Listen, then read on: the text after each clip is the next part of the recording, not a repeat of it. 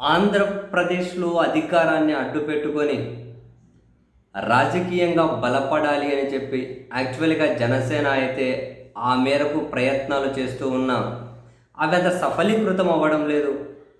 కొందరు నామినేటెడ్ పదవులు ఇస్తాం రండి అని కొందరు వైసీపీ వాళ్ళు ఆఫర్ ఇవ్వాలంటే వైసీపీ వాళ్ళకి ఇవ్వాలి, టీడీపీ వాళ్ళు జనసేన టీడీపీలు ఇప్పటికిప్పుడు చేరే పరిస్థితి లేదు కదా.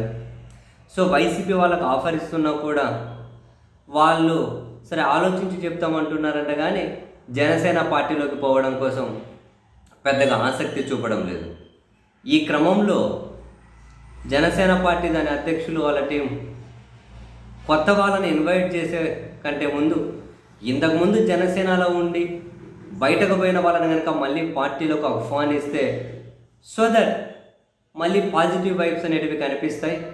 అందుకని చెప్పి పాత వాళ్ళు అంటే జనసేనలో ఉండి బయటకు పోయిన వాళ్ళు మళ్ళీ పార్టీలోకి వస్తాము అని అంటే వాళ్ళను ఇన్వైట్ చేయండి, ఆ దిశగా వాళ్ళతో సంప్రదింపులు జరపండి అని ఇంతకు ముందే ఒక టాస్క్ కొందరికి అప్పగించారట.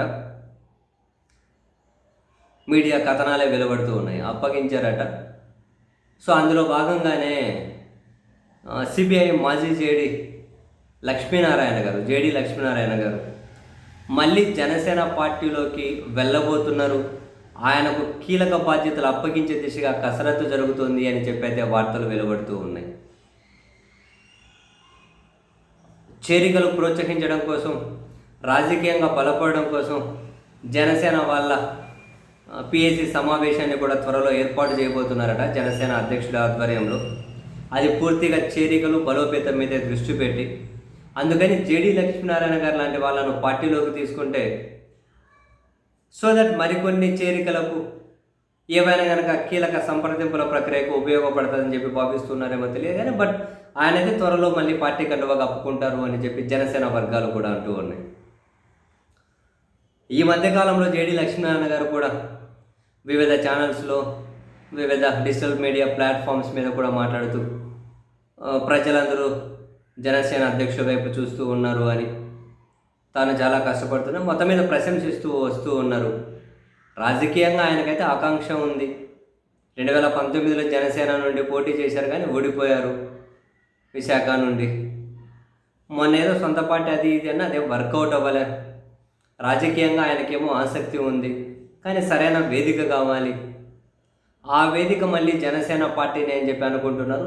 ఇద్దరికి కూడా ఓకే, ఇటు జనసేన వాళ్ళు తీసుకోవడానికి ఓకే, ఈయనకు మోస్ట్ వాళ్ళు చేరడానికి కూడా ఓకే.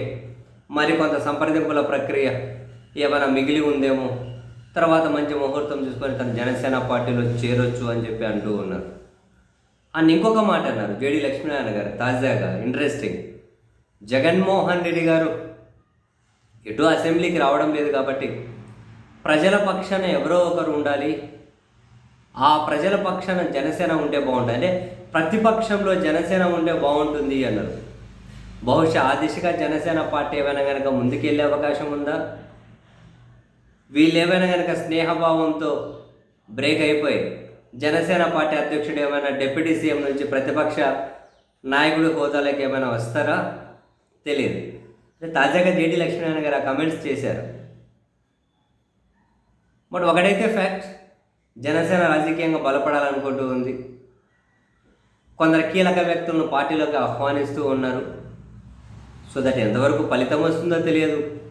ఒకవేళ వాళ్ళు బలపడితే వాళ్ళ బలానికి తగ్గట్టు తెలుగుదేశం పార్టీతో పొత్తులో ఉంటే వాళ్ళు సీట్లు ఇస్తారా లేదా తెలియదు. లేదు అంటే ఒంటరిగా పోటీ చేసి అంత బలపడాలి ఏమైనా జనసేన అనుకుంటుందేమో.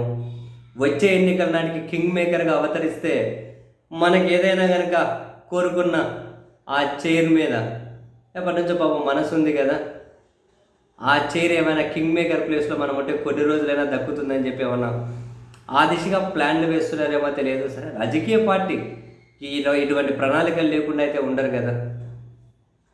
వెరసి తొందరలో కొన్ని చేరికలు ఉండబోతున్నాయట. అది జేడీ లక్ష్మీనారాయణ గారితోనే స్టార్ట్ అవ్వబోతుంది అన్నది కథనాల సారాంశం.